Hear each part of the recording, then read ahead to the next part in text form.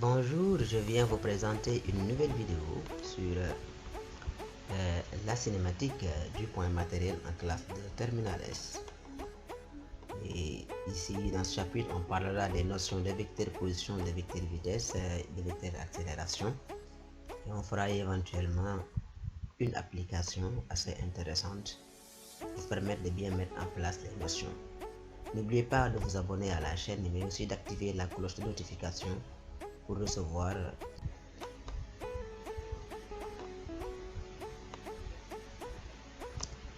Alors, la cinématique est la partie de la physique qui étudie les mouvements des corps sans tenir compte de leurs causes. Voilà, donc les causes des mouvements, c'est les forces. En cinématique, on étudie les mouvements, mais on ne parlera pas de force. On ne va pas s'intéresser aux forces. En cinématique, en général, le corps qui se déplace, on l'appelle le mobile. Voilà, les corps sont aussi supposés ponctuels. Nous allons considérer ou modéliser les corps comme des points matériels. Alors, maintenant, les paramètres cinématiques. Alors, ils sont au nombre de 4. Il y a le vecteur position OM. Si O est l'origine du repère et M la position du mobile, le vecteur position, c'est le vecteur OM. Le vecteur vitesse, V, c'est la dérivée du vecteur position par rapport au temps. Le vecteur accélération, c'est la dérivée du vecteur vitesse par rapport au temps, ou bien la dérivée seconde du vecteur position par rapport au temps. Ça montre donc que tout tourne autour du vecteur position. La vitesse, c'est la dérivée du vecteur position. L'accélération, c'est la dérivée du vecteur vitesse, ou bien, en d'autres termes, la dérivée seconde du vecteur position par rapport au temps. Il y a un quatrième paramètre, n'est-ce pas, qui tient en compte, n'est-ce pas, qui prend en compte le temps. C'est tout simplement la date. La date, c'est la coordonnée de temps. La coordonnée de temps, elle s'appelle la date. Donc voilà les paramètres cinématiques. Donc tout ce que nous allons faire en cinématique va tourner en général autour de ces 4 paramètres: la position, la vitesse, l'accélération et la date.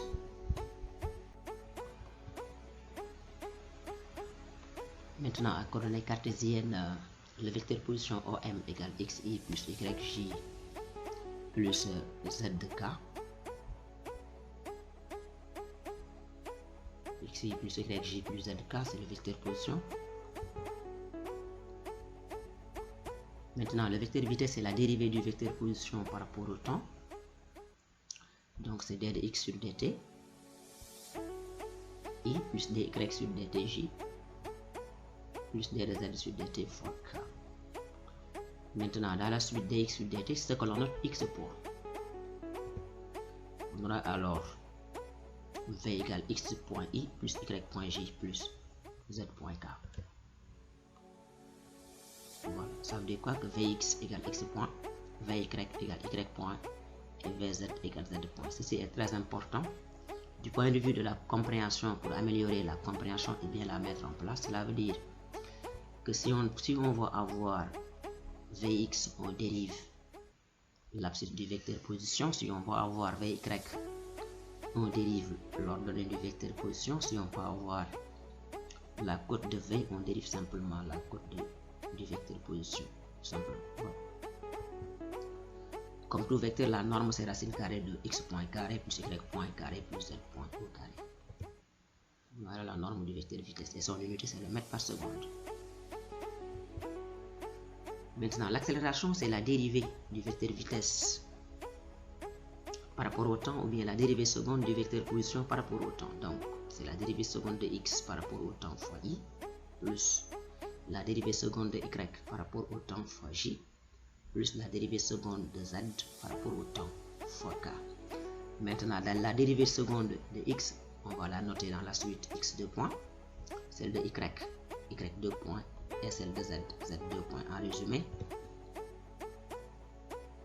on obtient donc a égale x2 point i plus y2 point j plus z2 point k. Ça veut dire que pour avoir ax, on dérive, n'est-ce pas, 2 fois x.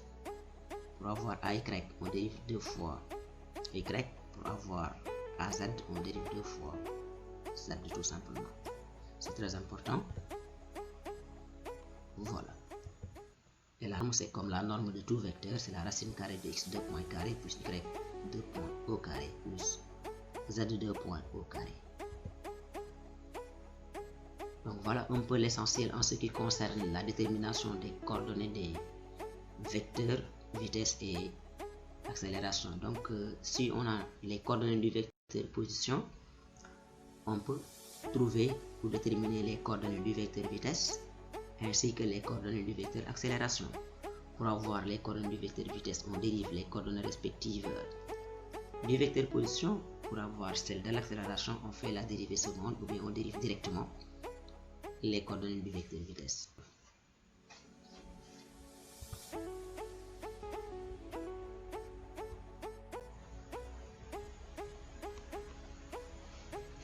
Maintenant, dans le repère de Freinet, le repère de Freinet est un repère mobile qui est lié au système, au corps qui se déplace.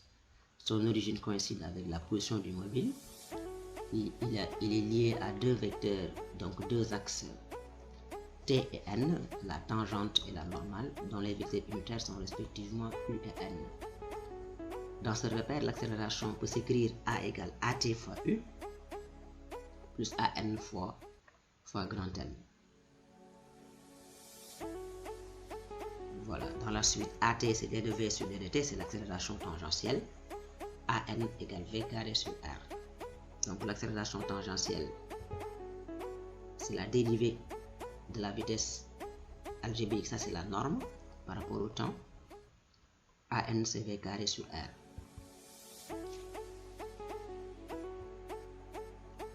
AT est la composante tangentielle de l'accélération. AN est la composante normale de l'accélération. U est le vecteur unitaire de la tangente à la trajectoire au point M.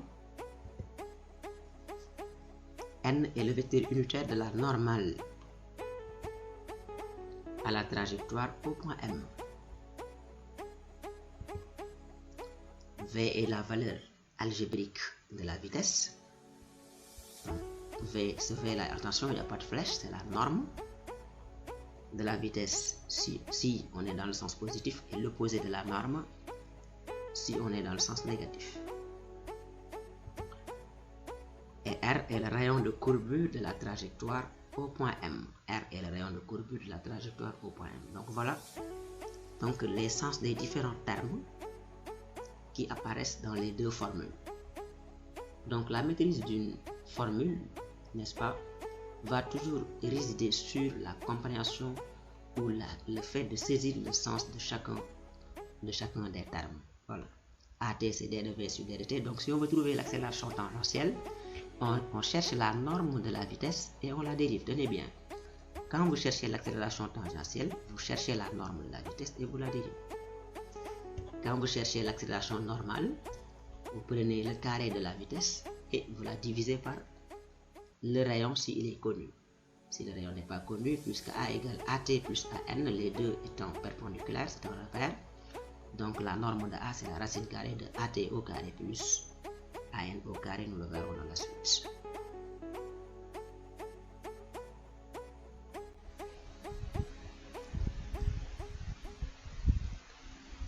Maintenant, A égale racine carrée de AT carré plus AN carré. On va faire un petit exercice d'application que nous allons corriger. Donc voilà l'exercice d'application, voilà l'énoncé. Les équations paramétriques d'un mobile M se déplaçant dans le plan muni d'un repère OIJ dans le système international sont données par x égale 2t moins 3, y égale moins 10t carré plus 4t plus 3. Première question, établir l'équation cartésienne de la trajectoire du mobile et en déduire sa nature. 2. Déterminer l'ordonnée maximale y max atteinte par le mobile. À quelle date cette ordonnée est-elle atteinte? 3. Calculer la vitesse moyenne du mobile entre t égale 0 et t1 égale 1 seconde. 4. Déterminer les coordonnées du vecteur vitesse et sa norme. 5. Donner les coordonnées du vecteur accélération et sa norme. 6. Calculer la valeur de la vitesse. 6.1.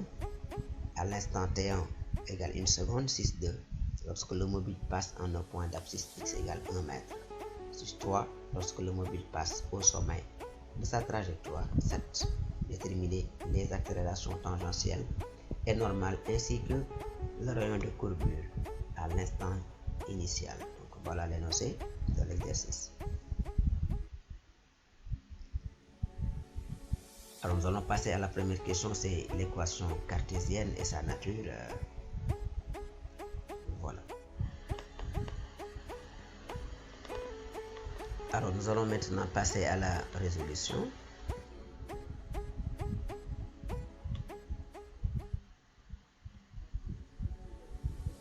Alors puisque x est égal à 2t moins 3, y égale moins 10t carré plus 4t plus 3.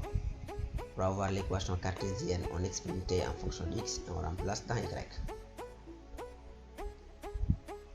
Voilà, 2t étant x moins 3, donc 2t égale à plutôt x plus 3, on transpose. Donc t égale x plus 3 sur 2. On va remplacer cela dans l'expression de y. Nous allons remplacer le t par x plus 3 sur 2. Donc y donne moins 10 que multiplie x plus 3 sur 2 au carré plus 4 facteur x plus 3 sur 2 plus 3. Voilà ce qu'on obtient en remplaçant. On ne fait que remplacer t par x plus 3 sur 2. Cela fait 10 que multiplie moins 10 que multiplie x plus 3 sur 2 au carré plus 4 que multiplie x plus 3 sur 2 plus 3. Voilà. Nous allons développer moins 10 facteur x carré plus 6x plus 9 sur 4 ici. Là c'est 4x plus 12 sur 2, 4 et 2. Voilà, plus 3. On va réduire au même dénominateur. Moins 10x carré plus moins 60x moins 90. Plus donc ici, pour avoir 4, on multiplie par 2, ça fait donc 8x 2 fois 12, ça fait 24 plus. Ici c'est 3, si on va réduire au même dénominateur 4, il faut 4 fois 3 donne 12. Voilà. Donc on considère ici que comme le dénominateur commun 4, là il faut multiplier le numérateur par 2, ici on multiplie 3 par 4, ça fait donc 8x plus 24 plus 12, le tout sur.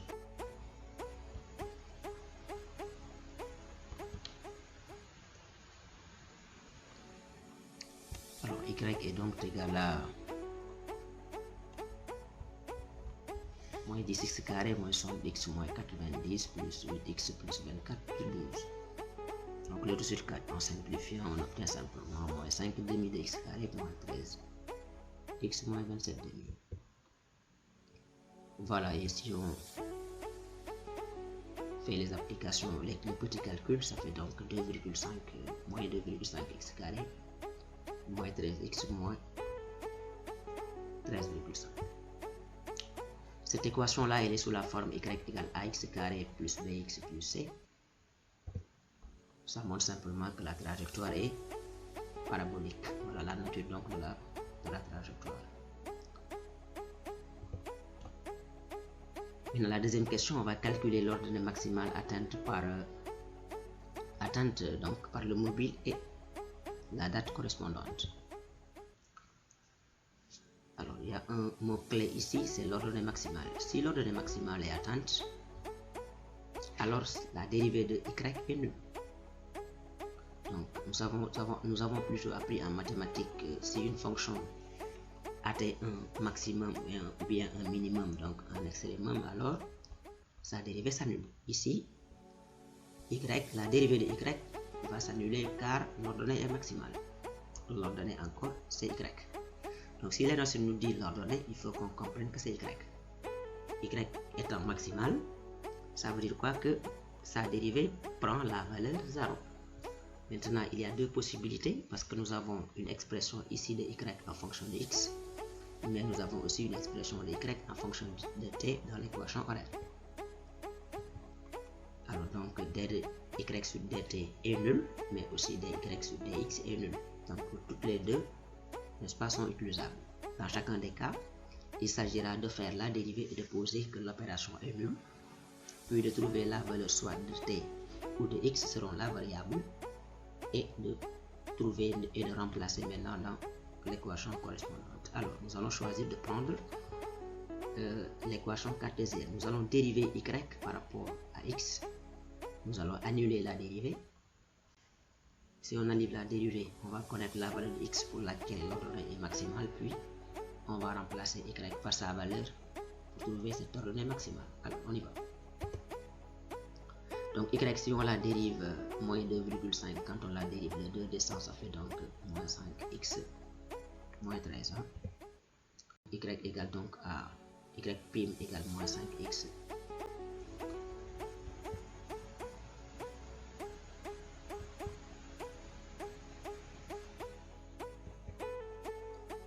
Alors donc cela entraîne donc x égale à moins 13 cinquième qui est égal donc à moins 2,6. Si on connaît x, on va maintenant remplacer dans y. Voilà, et on trouve 3,4.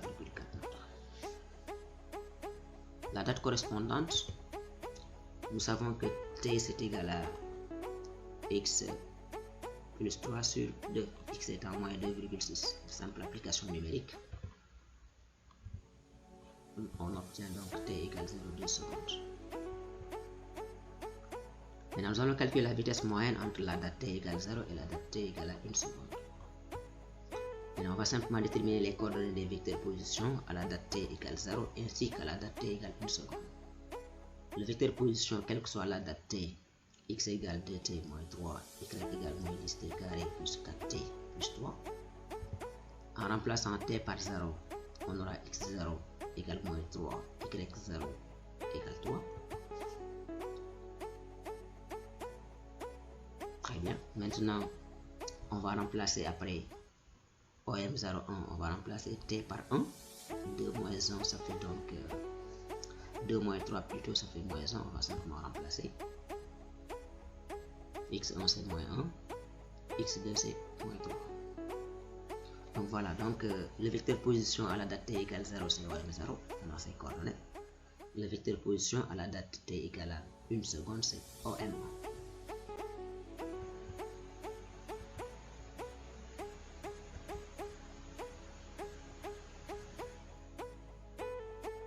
Alors, le vecteur vitesse moyenne c'est delta OM sur delta t.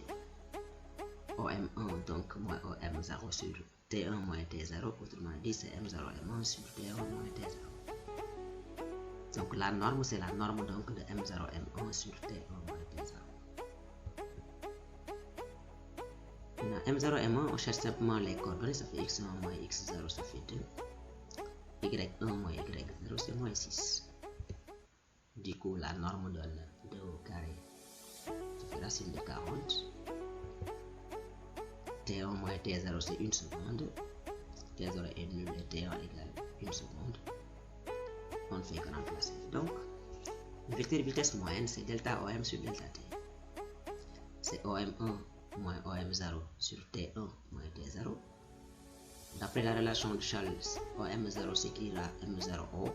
Si on le met devant, on obtient M0O plus OM1, ce qui donne M0M1. Sur donc T1 moins T0. Donc le vecteur vitesse moyenne sera donc M0 M1 sur T1 moins T0. La norme maintenant, c'est la norme de M0 M1 sur T1 moins T0. Pour avoir la norme donc de M0 M1, il faut exprimer donc les coordonnées du vecteur M0 M1. C'est très simple. Donc VM c'est M0 M1 sur T1 moins T0.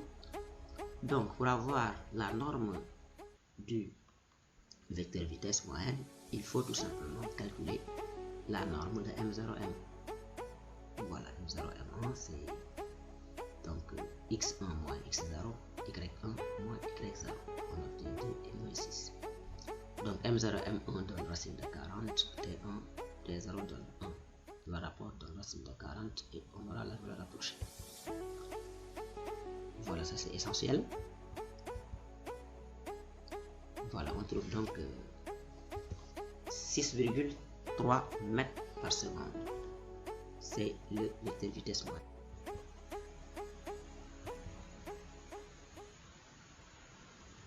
Maintenant, les coordonnées et la norme du vecteur vitesse.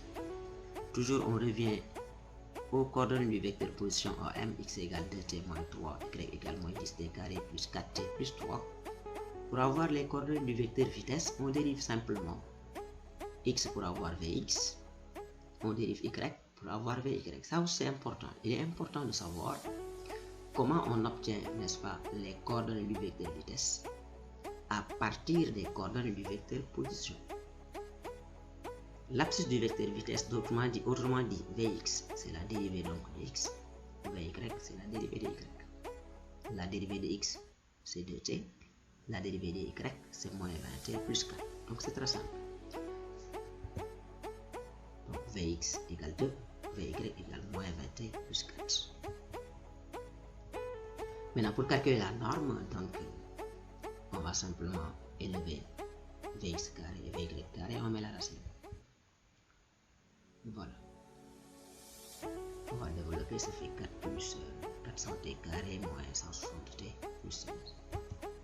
En simplifiant, c'est 400t carré plus moins 160t plus 20. Voilà. Nous allons maintenant déterminer les coordonnées du vecteur accélération. Donc, je sais que tout le monde comprend. Donc là, on dérive, pour avoir AX, on dérive VX, ici c'est 0. Pour avoir AY, on dérive VY, ça fait donc moins 20. Donc voilà surtout ce qu'il faut bien comprendre parce qu'on aura toujours à amener à déterminer les coordonnées des vecteurs vitesse et accélération. Voilà. Donc AX donne 0, AY donne moins 20. Voilà. La norme de A, c'est égal donc à 20 mètres secondes. Moins 2.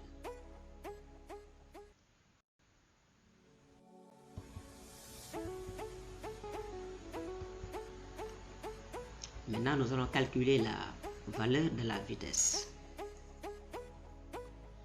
Donc, à la date d'abord, T1 égale 1 seconde. Voilà l'expression de la vitesse. On fait une simple application numérique en remplaçant T par sa valeur. Voilà.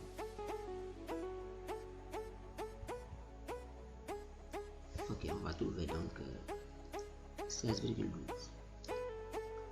Maintenant, au point d'abscisse x égale 1, si x égale 1, il faut tout simplement qu'on trouve t. Donc la première question est une question donc, qui annonce la démarche. Pour calculer v ici, on a utilisé t. Là, c'est x qui est donné. On va chercher la valeur de t correspondante. Voilà, on trouve 2 secondes. On va remplacer t par 2. Donc ça, c'est 2 au carré. Voilà. Ok. On trouve donc 36,1. Maintenant, au sommet de la trajectoire, on avait calculé la valeur de t tout à l'heure. Nous savons qu'au sommet de la trajectoire, donc Vy est nul. Ça aussi, c'est une méthode. Voilà, on remplace. Il va rester Vx qui est 2 mètres par seconde. Voilà, en remplaçant t par 0,2. Maintenant, nous allons déterminer l'accélération tangentielle, l'accélération normale et le rayon de courbure à la date t égale 0. L'accélération tangentielle, c'est la dérivée de la norme de la vitesse par rapport au temps. Donc voilà, la vitesse, on la dérive. Elle est sous la forme racine carrée de u de x. Bon, racine carrée de u, la dérivée, c'est u' sur 2 racines de u. On dérive ça, on le met au numérateur et on divise par 2 fois la racine de ça. La dérivée de ça, ça fait 800t moins 160. Donc voilà la dérivée, ça fait 800t moins 160 sur 2 fois ça. Un peu simple. Voilà. Maintenant, voilà, ça fait donc, si on simplifie par 2, maintenant la date t égale 0, donc on obtient donc 17,9 mètres secondes moins 2. Maintenant, pour avoir AN, on utilise le fait que A égale AT carré plus AN carré, parce que n'oubliez pas, on demande R. Donc, on ne peut pas appliquer la formule AN égale V carré sur R. Voilà, donc AN c'est racine carrée de A carré moins AT carré. Donc, ça fait, donc, voilà, on trouve 8,94.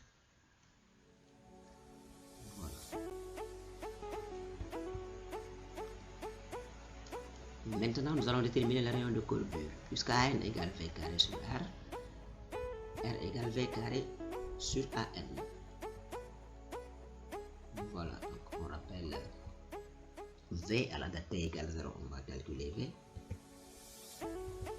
Une simple application numérique suffit pour trouver donc la valeur de R. Voilà, donc c'est la fin de cette vidéo. Je vous remercie de votre attention. N'oubliez pas de vous abonner à la chaîne et d'activer la cloche de notification pour recevoir les autres vidéos.